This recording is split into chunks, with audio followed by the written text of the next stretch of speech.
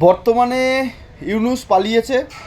বাংলাদেশে কোনো রকম কোনো সরকার বর্তমানে নেই এবং বাংলাদেশের সেনাপ্রধান সেও পালিয়েছে আমেরিকার কাছে ভিক্ষা চাইতে, যাতে তাদেরকে বাতিল করে দেওয়া না হয়।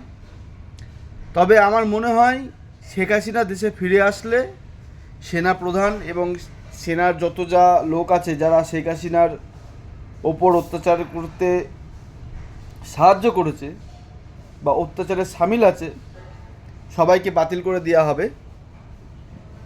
কিন্তু ঘটনা হচ্ছে, যদি শেখ হাসিনা এই মুহূর্তে দেশে আসতে চায় তাহলে তাকে কি করতে হবে?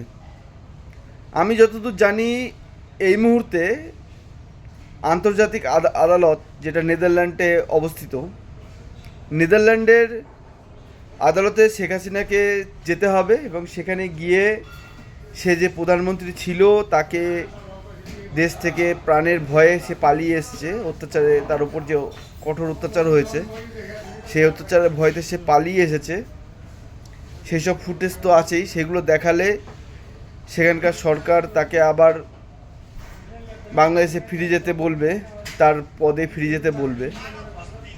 কিন্তু ফিরে যাওয়াটাই তো আর সোজা না, কারণ বাংলাদেশ সরকার, বর্তমান যে সরকার রয়েছে, সেরকম কোনো সরকার বাংলাদেশের আইনে নেই।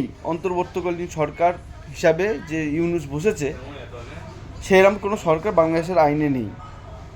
তাই সহজেই ইউনূস বাতিল হয়ে গেছে অলরেডি, যেহেতু সে পালিয়েছে। বাতিল হয়েও তার যা কার্যকলাপ ছিল সেগুলো সব কিছুই বাতিল হয়ে যাবে। পুনরায় শেখ হাসিনা দেশে ফিরে আসবে। কিন্তু সাথে সাথে দেশে ফিরে আসতে গেলে সে সহজে তো আসতে পারবে না। তো আমরা যতদূর জানি, যখন ইরাক কুয়েতকে অ্যাটাক করেছিল, তখন কুয়েতের যে প্রধান ছিল রাজা, সে আমেরিকায় চলে গেছিল। আমেরিকায় গিয়ে আমেরিকা সরকারকে সব কিছু জানায় যে আমার দেশে এরকম ইরাকিরা ঢুকে গেছে এবং আমার দেশকে দখল করে নিয়েছে। তখন আমেরিকা সৈন্য পাঠিয়ে ইরাকের সাথে যুদ্ধ করে কুয়েতকে উদ্ধার করে এবং পুনরায় রাজার কাছে সেই দেশ আবার ফিরিয়ে দিয়েছিল। ঠিক সেই রকমই ঘটনা ঘটতে পারে বাংলাদেশে।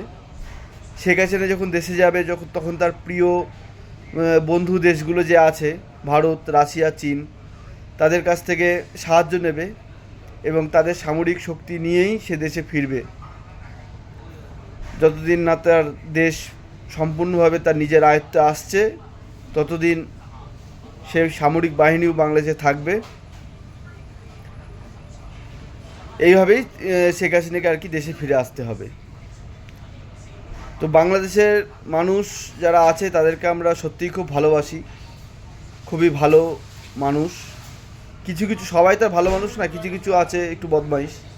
তো বাংলাদেশবাসী, চিন্তা করো না, আবার বাংলাদেশ হাসবে, আবার বাংলাদেশে ফুল ফুটবে। সবাই ভালো থেকো, সুস্থ থেকো।